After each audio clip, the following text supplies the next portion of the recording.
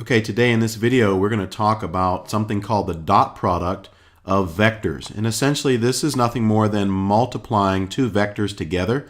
In the last video on vectors we talked about how to add two vectors together and also how to make a vector longer or shorter by multiplying that vector by a number or a scalar.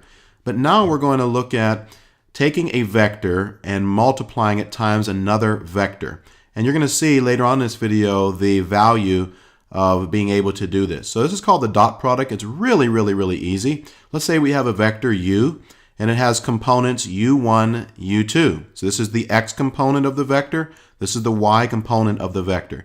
You have another vector v and it has components v1 and v2. The dot product, or the multiplication of those two, is going to be the x component of the first vector times the x component of the second vector plus the y component of the first vector times the y component of the second vector. Now, something very important to understand here. When you add two vectors together, you get a new vector. Got a new vector. If you remember that from the last video, you added two vectors together, you got a new vector. However, when you multiply two vectors, so when you multiply, you get a scalar quantity. You get a number. You do not get a new vector. So let's see how this works. You've got some properties here. We're not going to go through these because you're not going to use them very much. But let's just work on the dot product here. So you have, we'll call this u1 and u2. And this is v1 and v2. Put a little comma in there. And so this dot product is going to be 3 times 5, the x1 times x2 plus the two y's multiplied. So that's going to be 15 plus 8, that's 23. And you're thinking, that's all? Yes, that is it. That's the dot product. All right, let's do the same thing here with letter B. 1 times negative 4 is negative 4.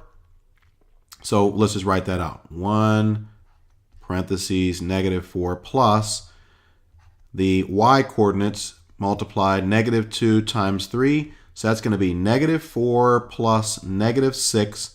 That's equal to negative 10. All right, this third example have i's and j's. You may or may not be familiar with that from physics. But essentially, when you have a vector, you can actually express that vector with I and j. Sometimes in physics, it'll have a little hat right there. So we call it I hat and j hat. But either way, for our purposes, what you want to do is you want to strip away the I and j and write the components using the coefficients in front of I and j, also paying attention to the sign that is in front of these letters. So for instance, this first vector, we're going to write the components as 2 comma negative 1 because the 2 is the coefficient in front of the I and the negative 1 is the coefficient in front of the j. And we're going to multiply that times the vector 3, which is the coefficient in front of I, comma, negative 5, coefficient in front of j. And now we're basically back to the same problem that we did in part A and B. So we're going to have 2 times 3 plus negative 1 times negative 5. So that's going to be 6 plus, and negative times negative is a positive, so that's going to be 5. And 11 is the dot product between those two vectors. Okay, in example 2, it says use the dot product to find the length or magnitude of vector u. Now, we are not going to use the dot product to do this because it's really pointless. We learned in the last video how to find the magnitude of any vector if we have the components. So there's no need to confuse you with the new method. If you know the components are 4, 3, that means that from the origin you are going over 4 and you're going up 3, and the vector is going from the origin to that point and the arrow stops there. So if we wanted to find the magnitude, all we do is the Pythagorean Theorem, which is going to be, we'll call this v. So the magnitude, or the absolute value, that's how you write magnitude, of vector v is going to be 4 squared plus 3 squared, which is 16 plus 9 which is 25, and we take the square root of that, so it's going to be 5. We knew that because it's a 3, 4, 5 special right triangle.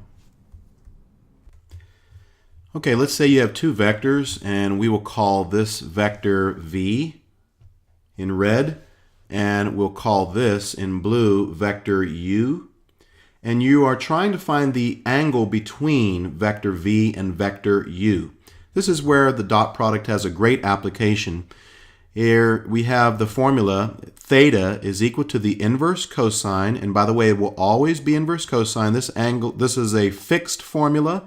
It's not inverse sine or inverse tangent. Sometimes it's always inverse cosine of the dot product of the two vectors, so u dot v, which is new, that's what we're learning today, divided by the multiplication of the magnitude or the length of both of the vectors. Then take the inverse cosine, make sure your calculator is in degrees, and that will give you theta, the angle between the vectors. So let's see how that's worked out on a couple of problems. Okay, let's say we have the vector u, and it has coordinates of 2, 3. So that means we're going to go right 2 and up 3. And so that's going to be a vector that's right there. And then we have another vector that's negative 2 and goes up 5. So that's 3, 4, 5. So this vector is going to be, we'll put this in a different color, and there's your second vector. Now we want to find the angle that is between these vectors, so that would be this angle right here. So we're going to use our formula, and we're going to do inverse cosine, so inverse cosine of the dot product of these two vectors. So let's do that over here. Let's say that is x times x plus y times y. So that's going to be negative 4 plus 15. That's 11. So that's our numerator. Inverse cosine of 11 over. Now we need the magnitude of each vector. So the green vector has components over 2 and up 3. If we do the Pythagorean Theorem with that, we have 2 squared. We've seen this one before. 2 squared is 4. 3 squared is 9. So root 13 is going to be the magnitude of the green vector. And then the red vector is going to be left 2 for the component and up 5. So that's going to be negative 2 squared, which is also 4. And 5 squared, which is 25. That's 29.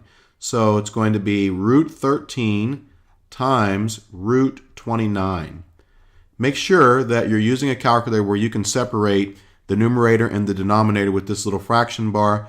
You plug it in the calculator. It's very simple.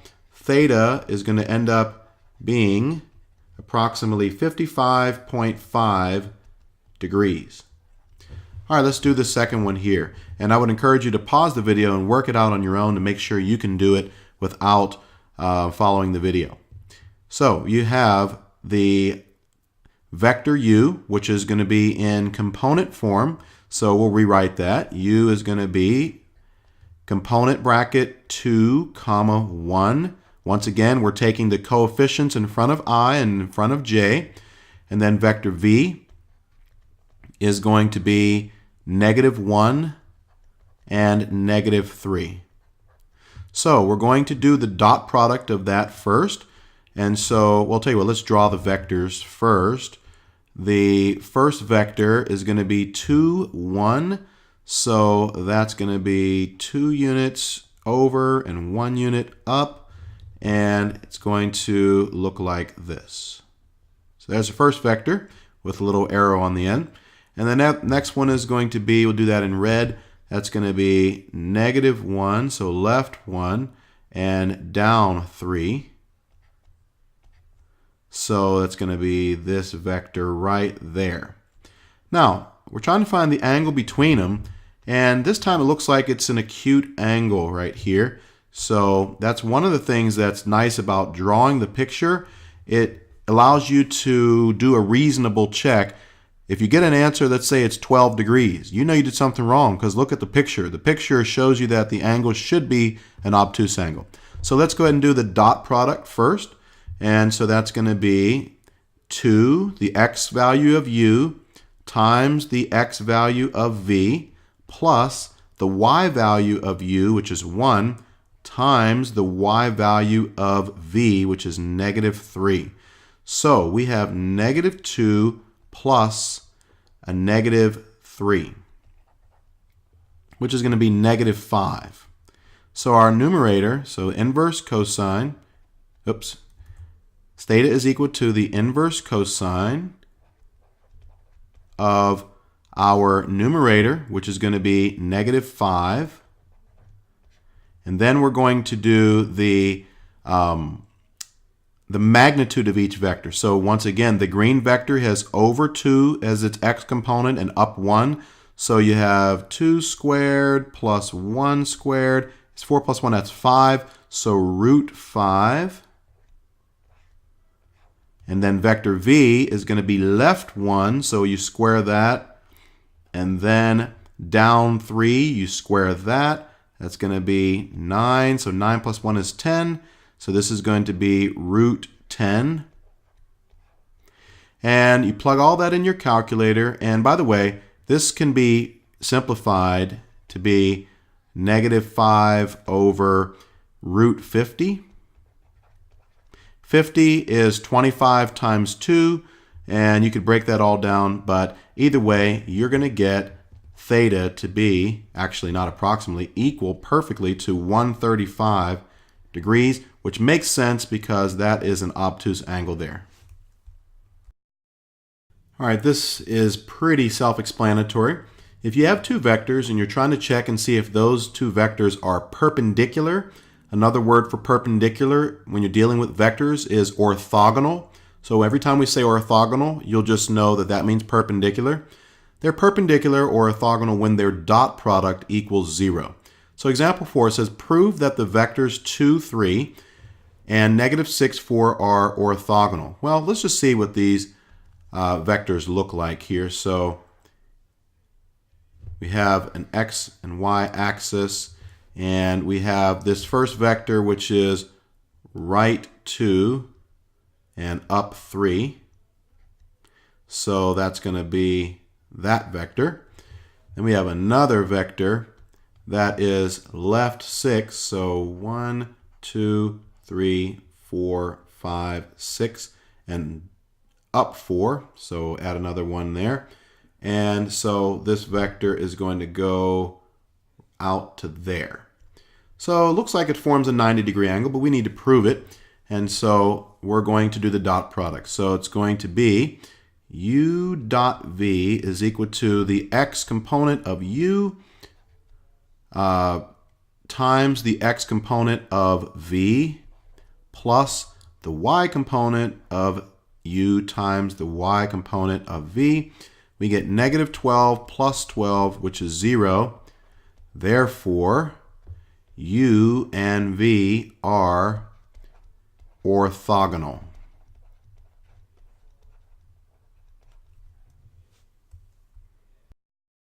Okay, in example 5 here, we have 3 pairs of vectors, and we want to determine whether vectors u and v are parallel, which means they have the same slope. We know that from geometry. Orthogonal, which is another word for perpendicular, or if they are not parallel or orthogonal, that means it's neither. All right, so let's just see if we can determine this. First, we will check and see if they are parallel. So in letter A, we have vector u, which is 2, -7, and vector v, which is -4 and 14. So in vector u, we are going to draw a line, an arrow rather, from the origin to the point over 2 and down 7. So let's just say we'll go right 2 and we'll go down 7. So 1, 2, 3, 4, 5, 6, 7. And here is the vector. And then we also have another vector, v, which we'll use green for. and we'll go left 4. So 1, 2, 3, 4, and up 14. So that's way up here, somewhere up there. So we will draw a vector from the origin all the way up there. And we can see that they are parallel to each other, but we have to prove that. And so how do we get the slope of these lines? Well, if you remember from geometry, the slope of a line is going to be the change in the y coordinate divided by change in x. We're going all the way back to Algebra 1. Well, the nice thing about this is both of these vectors are coming from the origin. So the ordered pair at the origin is 0, 0. So let's just go through. You would have, if you were doing the slope of the yellow line, you would have -7 minus 0, because this point right here is 2, -7, and this point is 0, 0. So you'd have y2 minus y1 over x2, which is 2, minus x1, which is 0. And you get -7 over 2. Well, hey, how about that? Look at the vector, and do you notice that the slope that we got is nothing more than the y component of the vector divided by the x component of the vector. This is because these vectors are coming from the origin, and so the 0, 0 point essentially just gives you the y over the x. So what is the slope of vector u? Well, it is the y component over the x component. What is the slope of vector v? It is the y component, 14, over the x component, -4, which reduces to 7 over -2, which is the same as -7 over 2. So, in letter A, these are parallel vectors. So if they're parallel, they can't be orthogonal as well, so you're done with that. Okay, and letter B, let's see if they are parallel. Well, we have 5 over 2, the y component over the x component, and then we also have 4/3 divided by 10/3. And so when we divide fractions, we're going to keep the top fraction and we're going to flip and multiply the bottom fraction. So when we do that, the 3's are going to cancel out, and we are left with 4 over 10, which reduces to 2 over 5. Oh, they try to trick us. 2 over 5 is not equal to 5 over 2, so they are not parallel. And if you remember from geometry, lines that are perpendicular have opposite reciprocal slope, which means they have different signs. One is positive, one is negative, and they are the reciprocal of each other. Well, this is almost the case because they are reciprocals, but they are not opposite in sign. So this would be neither.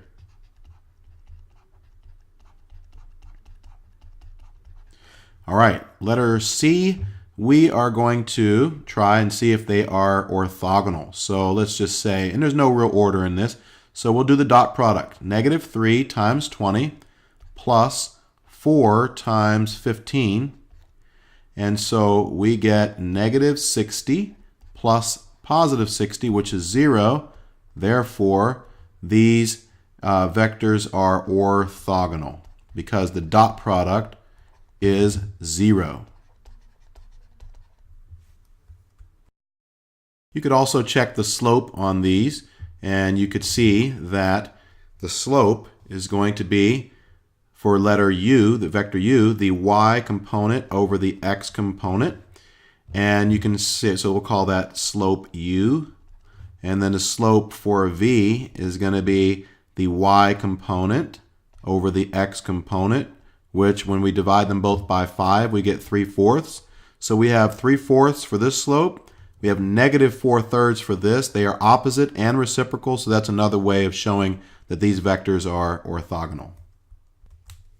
Okay, in this last example, we're going to do an application problem involving the dot product, and it is trying to find the amount of work that it takes to drag an object from point A to point B. And that formula, actually this is a very confusing and complex type of equation here. So just to make it very simple, to avoid all the confusion, we are going to just focus our attention on this piece right here. The work that it takes is going to be the dot product of the force vector and the vector AB, which is the distance from A to B, the vector that's going from A where the object starts to the point B where the object ends. So example 6, it says find the work done by a 10-pound force acting in the direction of 1, 2. So let's say we have this vector, and we'll say that this is 1 and this is 2. And we have a vector that is going in this direction. Okay, now the important thing is to understand with these problems is this is not the force vector. This is just telling you that the vector is pulling the object in this direction. So the object starts at 0, 0, and it is moved to 3, 0. So maybe we'll put a couple of other points on our x-axis. So it starts here at 0, 0, and it's going to be pulled to this point over here, 3, 0. So in red, we will draw vector AB, and this is vector F. So all we need to do is break vector F down into its components and do the dot product of vector AB. Well, vector AB, let's just do that one first. Vector AB, we can get the components of that vector by doing the head minus tail rule, and that is from the last video. So it is going from 0, 0 to 3, 0, so that's going to be 0 minus 0 and 3 minus 0. So actually not divided by, but in these braces here. So 3 minus 0. Actually, this is backwards. Excuse me. It's the x minus x. So excuse me for that. It's going to be the 3 minus 0, the x minus x, and the y minus y. So this is going to be, we'll call this vector AB, and that's going to have components of 3, 0, which makes sense. All right, now vector F, we got to do a little bit of work with this, no pun intended, but if you look at this, this vector is, it's over 1 and up 2. So if you do the Pythagorean theorem with this, you get a magnitude of root 5. Okay, so over 1 up to root 5. However, notice that our magnitude is a magnitude of 10, not a root 5 magnitude. So we need to scale this. We need to scale this so that the hypotenuse is not root 5, it's actually 10. So this is the way you want to do these problems. First, you want to scale it down to a unit vector. So we are going to divide by root 5. Divide by root 5, divide by root 5. Now, root 5 over root 5 is 1. So what is the new magnitude of this vector after we have scaled it down by dividing by root 5? Well, the magnitude is simply 1. We don't want a magnitude of 1, we want a magnitude of 10. So that means we need to now multiply everything by 10, multiply by 10, and multiply by 10. So what is that going to give us? That's going to give us our force vector, and the components of that force vector are going to be the x component, which is going to be 10 over root 5, and the y component, which is going to be 20 over root 5. Now all we need to do is take the dot product of vector F and vector AB, which we've learned earlier in the video. So we are going to take the x component of the force vector times the x component of the AB vector, plus the y component of the force vector times the y component of the AB, which is 0. And all of this gives us 30 over root 5 is the work that's done. And I believe that that's like 13.942 or something of that nature when you type it in your calculator. And so that is the amount of work that it takes to pull this object from the point 0, 0 to the point 3, 0 with a force pulling upwards and outwards at a magnitude of 10 pounds.